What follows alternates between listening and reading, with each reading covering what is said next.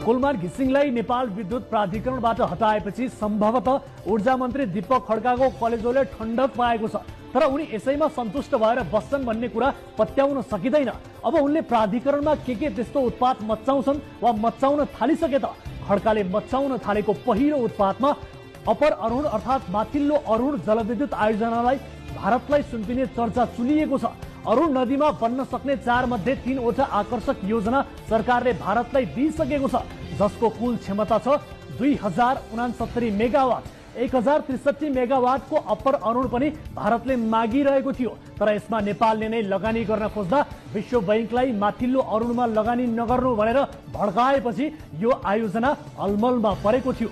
विश्व बैंकले यो आयोजनामा लगानी नगर्ने भएपछि कुलमान घिसिङले आफ्नै लगानीमा भए पनि आयोजना अघि बढाउने प्रक्रिया अघि बढाएका थिए। नेपालको लोड सेडिङ भारतका कारण हटेको भन्दै लवस्तरो शैलीमा प्रस्तुत भएका ऊर्जा मन्त्रीले भारत जाँदा त्यहाँ माथिल्लो अरुण भारतलाई दिन आफू तयार भएको भनेर कुरा गरेको भन्दै अहिले समाचारहरू प्रकाशित हुन थालेका छन्। 2 महिना अघि नेपाल भारत संयुक्त प्राविधिक समितिको 16औं बैठकमा भारतीय अधिकारीहरूले सोधेछन्, तपाईका ऊर्जा मन्त्रीले अपर अरुण हामीलाई दिन्छौं भन्नुभएको छ, कहिले दिनुहुन्छ? भारतीय पक्षको यस्तो कुरा सुनेपछि नेपाली अधिकारीहरू छाँगाबाट खसे जस्तो भएछन्। माथिल्लो अरुण तिब्बतको सीमा नजिक